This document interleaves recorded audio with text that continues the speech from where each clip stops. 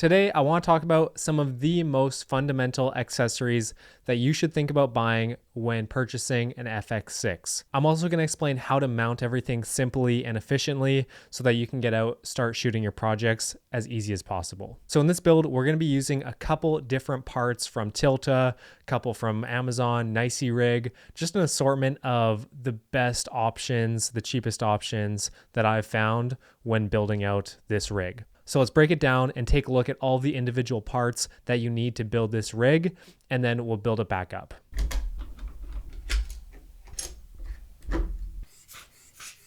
So when you order the FX6, you're going to get the body, obviously. You're going to get the side handle that comes with it.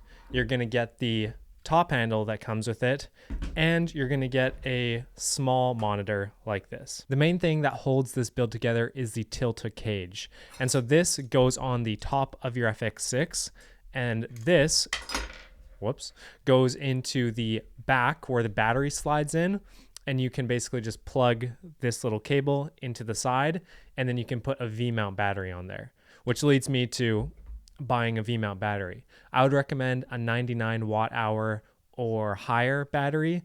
I like 99 watt hour because it's not super heavy, but it also can give you probably 3 to 3.5 hours of runtime when you're powering the FX6 and a monitor. And of course, you're also going to need a versatile lens to start off with, probably something like a 24-70. This one is from Sigma. It's a 2.8. It's much cheaper than G Master, so I really love it. For cables, it's really simple. All you're going to need is a D-tap to some sort of power connector, whatever power connector your monitor takes. So for me, I chose to use the Mars M1 monitor because it can wirelessly send a signal to another monitor, which I'm looking at right now. So this monitor is powered from the V-mount battery through D-tap, and then it plugs in with this cable just to the back here. So it's super simple, and I would recommend getting probably the Atomos Ninja monitor instead of this one if you're using the FX6. I've just had these monitors for a while now, and I wasn't going to go out and buy a new one. But if you want to record ProRes RAW off of the FX6, check out the Ninja 5. Your other cable that you're going to need is a HDMI, about 1.5 feet. Don't get it too long. Make sure that it's a thin cable. Don't get one of those super thick ones like your dad probably has for his TV or something like that. Get a thin HDMI cable 1.5 feet long. And the last two components that really complete this build is the NICEYRIG 15mm rod extension kit, which is this guy here. And this is really helpful. It attaches straight onto the FX6, and you can mount your monitor right here. And to mount your monitor, you're going to need a SmallRig monitor mount, which looks like this. And then you can attach these two together, and you can mount your monitor right on top here, and you're good to go. So as you can see, it's really not a complicated build. There's not a lot of parts. It doesn't cost you a ton of money extra to build out your Sony FX6 rig, which is something that I was conscious about. So let's get into putting it all together. So we're going to start off with our FX6 body. We're going to take our side handle and we're going to attach it right to the side here. If you can see that, it connects like this. And then you're just going to plug this cable into the back here so it has power. The compactness really surprises me. If you're ordering or you're thinking about getting a Sony FX6, when you really strip it down, it's so small, which is really nice. You can see the only other thing I have added on here right now is a DJI Ronin plate, a pretty long one because I like to put it either on a tripod or a gimbal. I don't find myself using a base plate with 15mm rods because I don't really use a follow focus rig or a matte box. In the future, you could easily rig this up to include all those things, but for now, I'd probably just throw a base plate on the bottom and call it a day. Let's put on our top handle into the two screws at the top here. Let's put on our lens. Boom. The next thing you're going to want to do, you could have done this a step before, you're going to want to put on your Tilta top plate here. So let's slide this around and we're going to grab our hex key here and just start twisting it. Okay, so we got the top plate on, and you can see it didn't really change much of the aesthetic, just added a little bit of more mounting points. And then next thing we're gonna do is we're gonna slide in this battery grip into the back of the FX6 right here. So pretty simple, just slide it in, click it in like a battery, and then you're gonna take this cable and plug it into the side here.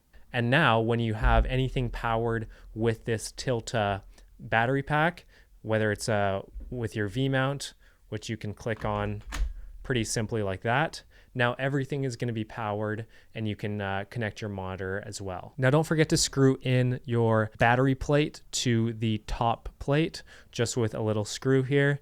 You're going to put that in, and it's just for a tiny bit of added stability.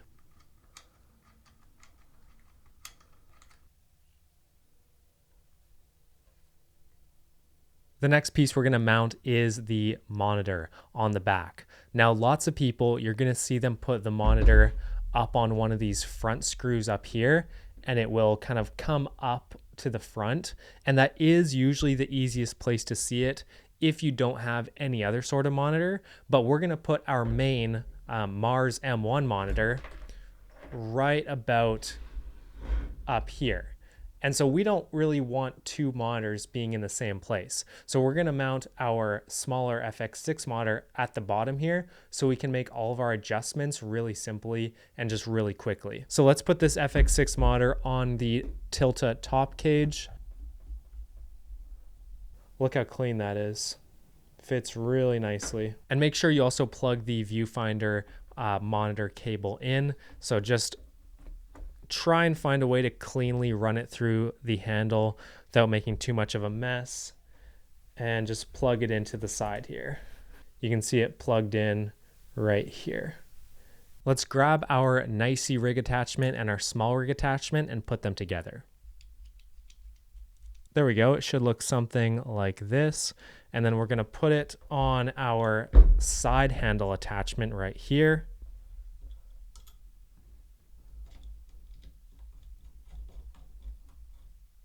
And then you can screw in your monitor, whichever one you chose. And make sure when you're buying the small rig part that you get the right attachments, the right screw attachments, because there's a couple different variations of this monitor. And you just want to make sure that you're actually not having to buy the same part twice because you bought a hot shoe mount or you bought the wrong type of pins. So yeah, just do your research, know what kind of mounting your monitor has. And the last things we need to do is just hook everything up with cables. So we're going to take our two cables here. We're going to run the power cable D-tap into the Tilta battery power here. We're going to run it through the cable management system, and then we're going to run it right up into the monitor just like that. You can see it pretty simple there. Pull it back with the cable management system. Make sure everything's all tidy. And then lastly, you can put on the HDMI cable just like this. Run it down the side here. Find the HDMI cable in the back. Let's put on our V-mount battery, clip it on to the back here, and there we go. Just like in the beginning, our FX6 rig is all built up here, and it's been awesome for me. I have loved using this camera. The autofocus is amazing for run and gun shoots, but also using manual focus, you can still get a really cinematic feel, a really high quality feel. I know that word is overused, I'm sorry. I plan to keep adding to this. I have lots of other parts that I just didn't include in this video because I want to keep it basic. I want to keep it simple. This is what I have been using. And I think lots of times filmmakers or people on YouTube, they do overcomplicate things just because they have the equipment and they can put it into a video, make it into a cool thumbnail, and make it into something that no one's ever seen before. This is not that video. You've probably seen a rig just like this. but I wanted to show you guys how you can build it for yourself, because when I got my Sony FX6, there wasn't a lot of videos that were like perfect and showed all of the parts. So I want to try and make something like that for you guys. And yeah, hopefully you're enjoying some of this footage that I put over top of this video. This is all shot on the Sony FX6 for the past couple months that I've had it now. If you did enjoy this video and you want to build this rig for yourself, or at least some of the parts, check out the links in the description and subscribe. All right, peace.